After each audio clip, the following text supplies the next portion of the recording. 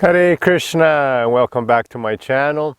And today I want to give you not directly a quote from the Bhagavad Gita, the Yoga Sutras, but I want to give you what I've taken from the Bhagavad Gita, Yoga Sutras, and these other great texts at Srimad Bhagavatam.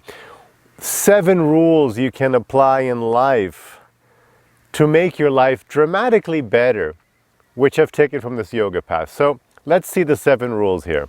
First of all, take eating seriously.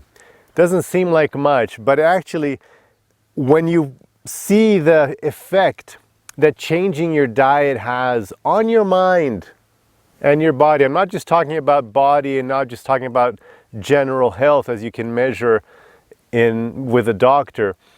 I'm talking about the huge change I experienced in my mind, in which so many of my students experience when they go from a meat diet to a non-meat diet. Starting with maybe lacto-vegetarian and then finally a vegan diet. It has a huge impact on your mind. It's funny we don't talk about that so much. When you read about these things, it's always about, fat in your veins and heart this and reducing cancer, which is all true, which is all great. And of course I talk a lot about here, and we should all talk about the ecological impact of the meat industry, which is huge, the fishing industry, which is just calamitous, the impact the fishing industry has on the planet, destroying the oceans, huge. So we can talk about these things, and those are all very important. But what you don't hear much about, but which actually is kind of the most important thing from our own perspective, is the huge impact mentally, just like how you feel, the way you can see life, the way you experience life when you change your diet. The impact is just humongous. So eating is very important. And of course in yoga, we have a dramatic verse in Bhagavad Gita 3:13 where Krishna explains how important it is to only eat prasad, which is that sattvic food, which is then first offered in love to Krishna. And that has a huge impact in your well-being. He says, if you don't eat like that, you're basically not going to evolve. So he lays out quite strongly the importance of eating in the Bhagavad Gita. So eating is very important. You are what you eat, goes the expression, and it's totally true. So when you eat well, you attain physical well-being, mental well-being, and then you prepare yourself for spiritual well-being as well. Rule 2, be very careful, choose well with whom you walk. Who is around you? We call this in yoga, we use the term association, Sangha. You've heard of Sangha, maybe if you're in yoga, you've definitely heard of Sangha. So Sangha, association, hugely important. It's a point that the gurus, the great masters from centuries past, they always emphasize Sangha. Because it's that old thing, tell me with whom you walk and I'll tell you who you are, right? We are social beings. We're just wired to be social. We're always trying to fit into our social, environment. So we will always adapt and adjust ourselves, unconsciously even, to fit in, to be like others, to be accepted by others. Because to be accepted, you want to, so I want to do the same things you do. I want to be like you, act like you, speak like you, choose like you. So it's just normal. You just can't help but do that. It's, you won't have a person with completely different habits hanging out with other people. It's very rare. Just totally you speak differently, you eat differently, you have different goals, and then it doesn't make any sense. It wouldn't even make any sense for that person to be hanging out, because why would you even be there? So huge impact is who you are with. And one way to change ourselves is to change who we're with. Because often we try to think of ourselves as changing, but then we forget we're within a larger social structure. So for example, let's say you want to stop drinking. Well, it's hard if all your buddies, the thing to do and what you've always done with them is to go out and, get drunk on the weekends or every night or something. It's hard to like stop smoking weed if like that's what you do. You with your friends, you go out and you smoke weed, and then all of a sudden you want to stop doing that. They'll be like, what? That's what we do. We've been doing that for years. Why are you, you have this huge pressure to conform. So it's very hard to change yourself. And I want to meditate. And they're like laughing at you because you're meditating. It's like, oh, we don't meditate. It's for sissies or something. So it's really hard to change yourself if you don't change the people who you're with. And that's one of the biggest challenges in this path of spirituality, in the path of changing, in the path of transforming yourself. One of the biggest challenges is exactly this social issue, this who are you walking with? It's a huge thing, because for everything, just wherever you are, maybe if you want to change, like, just the vibes you've brought, you just want to be a different person. You want to be, even if you want to just be more successful materially, you want to be more, healthier, you want to study, whatever you want to do that's going to better your life. That's not going to happen if the people around you are still with those old habits. They're still with those old habits ingrained in them, and you're just going to want to fit in with them. So really important, be very careful who you're with. Just, pay attention to the effect that this association is having on you. And of course, when you want to become spiritual, nothing is more powerful than being surrounded by other people who are equally on that same journey, who are also interested in meditation, in changing their diet, in studying Bhagavad Gita, Yoga Sutras, and worshiping God. I mean, it makes a huge difference. That's why people have, I don't like this thing about going into, living in temples. I'm not into that stuff, like I'm not into cults, I think you should get away from that.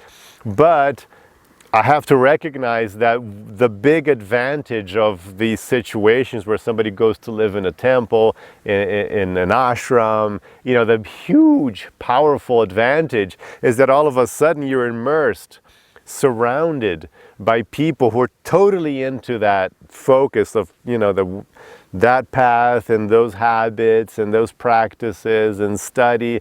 And so you have these people who go into these situations have a huge, initial burst of progress because, everybody's doing it. So you just whoa, it's easy, you just kind of taken along in the current. Of course, later there are problems, when you're in a cult and people get weird. Anyways, I'm not going to get into that here now. But there is that huge advantage where just by being surrounded by people who are on this, you're on the same page. Oh yeah, we want to study Gita, spirituality, meditate, Krishna, and then you just, boom, then you really go far very quickly. So very important, choose very well who you associate with. Rule 3, manage your emotions. I've seen so many people trying to advance spiritually, trying to, studying Bhagavad Gita, changing their diets, meditating. So many people trying to change their lives, but they neglect to manage their emotions. People think, hey, we were brought up, maybe, like you were, oh yeah, emotions, it's whatever, it's silliness, what's important, it's what we can see and touch. But emotions, you can't see and touch them, so it must be like a silly thing. It can't be too important, so ignore them, And, especially like men, we're brought up with this, if you're a little older, oh yeah, it's like you're man, men, yeah, it's so silly. And it doesn't work. It's a complete lie. If you don't manage your emotions, your life is going to be ruined. You're going to be wrecked because you just have to, your emotions take over you, they take over your mind. It's very important to deal and manage your emotions. I talk about daily emotional cure because every day you're getting emotionally damaged. Every day somebody says, it just takes one, this, right? It just takes one message, one word, sometimes even just a look, a non-verbal cue is enough to woo, your mind is oh my God, I've been rejected. What does that mean? I thought it was this, and now it's the other thing. And then your mind is reeling because it's an emotional the wound you have to deal with. So it's really important to study this subject, to be aware, to become mindful. The biggest thing is to become mindful of your emotions, of your inner state, to own them, to follow them, to later then command them, be able to be the master, to really take charge of your emotions, be aware of what's going on and not just ignore it, not just try to bury it, because it doesn't work. You can have, if it's a serious emotional thing, you can have emotion. That's why, you've heard Freudian things, they study what your mom did to you when you were a little kid. Because it's true, you can't bury an emotion. If something happened to you when you were a little 3-year-old, 5-year-old, and it was kind of a heavy thing, or you just kind of had that influence, it's gonna stay with you. It's buried, but it doesn't go away. It's like nuclear waste. You can bury it, but it's still radioactive for millions of years. Emotions are like nuclear waste. Burying them won't make it go away. It's just gonna be doing its thing unconsciously. So it's really important to manage your emotions.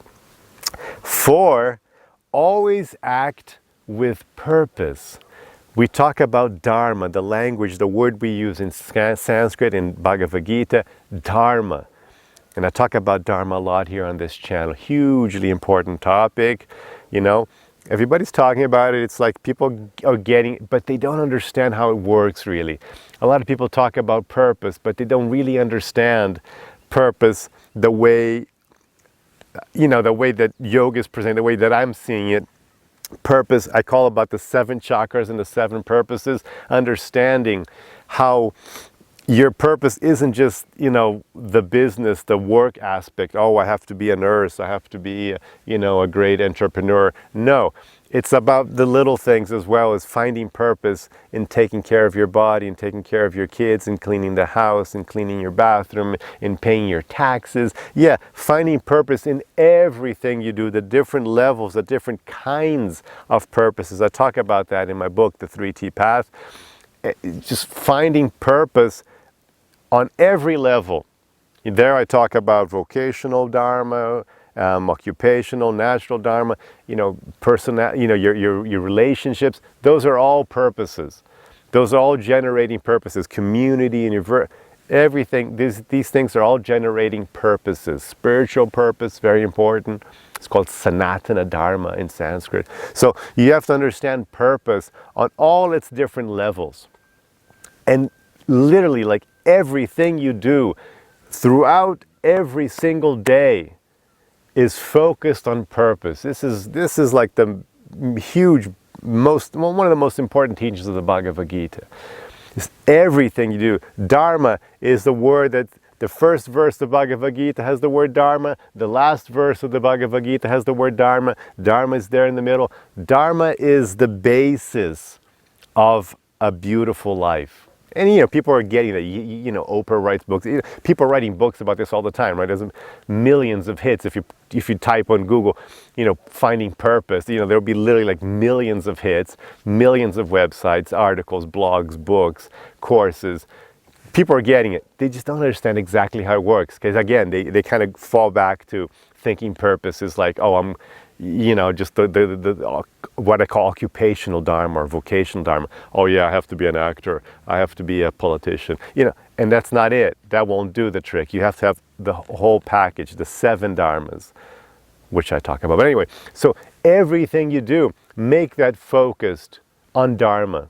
All your decisions throughout every day, throughout the day, what should I do? Dharma. Always act on purpose. Always be focused on purpose. That makes humongous difference. 5, have careful planning for your life.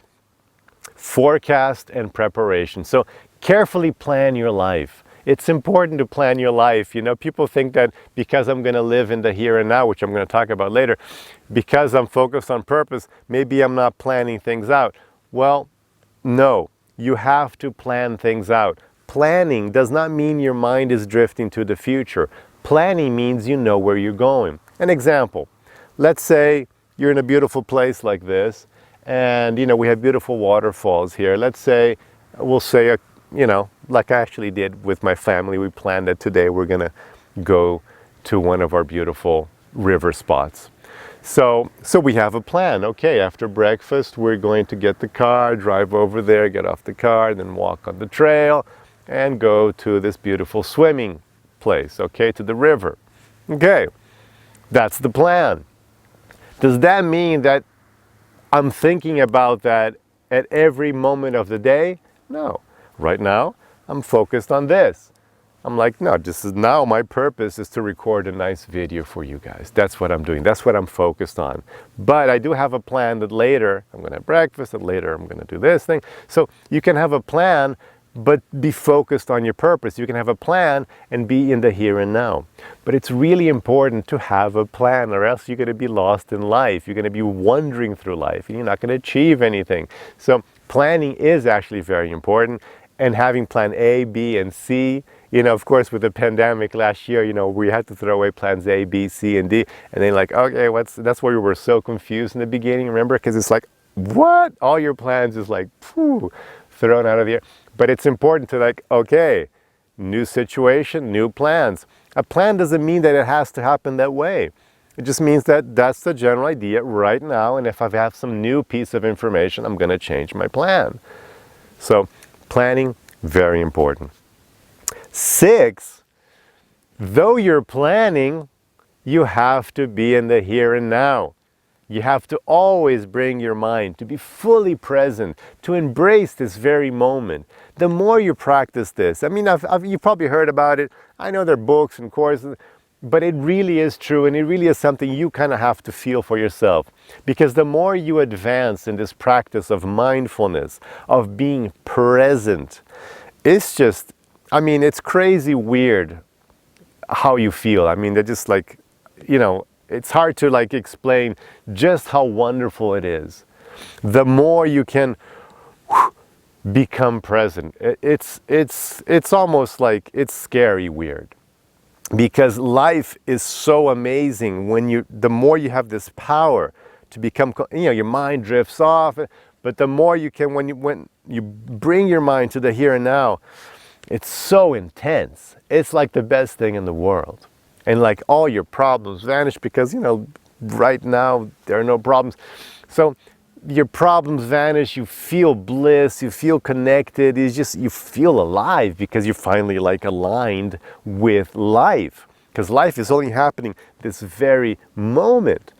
Life isn't happening in the past, life isn't happening in the future, it's only happening this very moment. So when you learn to like, even though you have a plan, to always bring your mind to the here and now, to flow with life. I like this term, flow with life. Why flow? Because life is coming and you don't know what's going to happen. I don't know what's going to happen in a second from now, a minute. I don't know, right? Maybe a blue sky, maybe like a meteor is going to fall. I don't know what's going to happen. Anything can happen. A snake can come here and bite me any second. I don't know what's going to happen. So you have to flow with life. You know, things come and go and it's never the way you expect it, basically. And you just have to flow with life.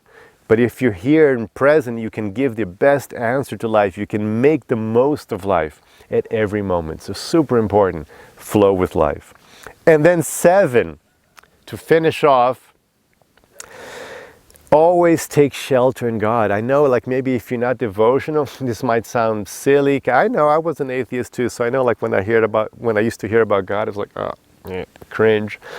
But, so you might be cringing now, but if you have some relationship with God, you know that I'm right. Always take shelter. That's the word Krishna uses in the Bhagavad Gita. Shelter. You know, to seek shelter, to feel that God is with you, protecting you. And most importantly, like one of the biggest topics of the Bhagavad Gita, throughout the day, every day, as you're doing everything, you're doing it as an offering to God. We did a video about that here, a very important topic of the Bhagavad Gita. Make your life yajna, an offering. So as you're living your Dharma, you're in the here and now, then just to make it perfect, you have this communion with God, you feel this connection, this protection, this love. That makes That is actually like the end all. That is the perfection of life, as you'll see in all the wisdom traditions of the, all the spiritual texts. That is the end goal. Bhagavad Gita, Yoga Sutra, Srimad Bhagavatam, Bible, Quran, that is the end goal, to experience that. It just makes life perfect. So here are the 7 rules again. First, take eating seriously. 2, choose well with whom you hang out, your association, with whom you walk. 3, manage your emotions. 4, always act with purpose, with Dharma. 5, have careful planning for your life. Know where you want to go, what you're doing. Try to forecast and prepare yourself for things that are coming. 6, keep your mind in the here and now, flowing with life. And 7, to sweeten it all up, always take shelter of God, of Krishna. Always make your life an offering to God. So I hope these rules help you. Let me know. Leave your comments here. Help out the channel. Subscribe. Share this video. We're still trying to get this channel off the ground, so we need all the help we can get. Please help me out. And thank you so much for your time, for being here. Have a wonderful rest of your day. Hare Krishna.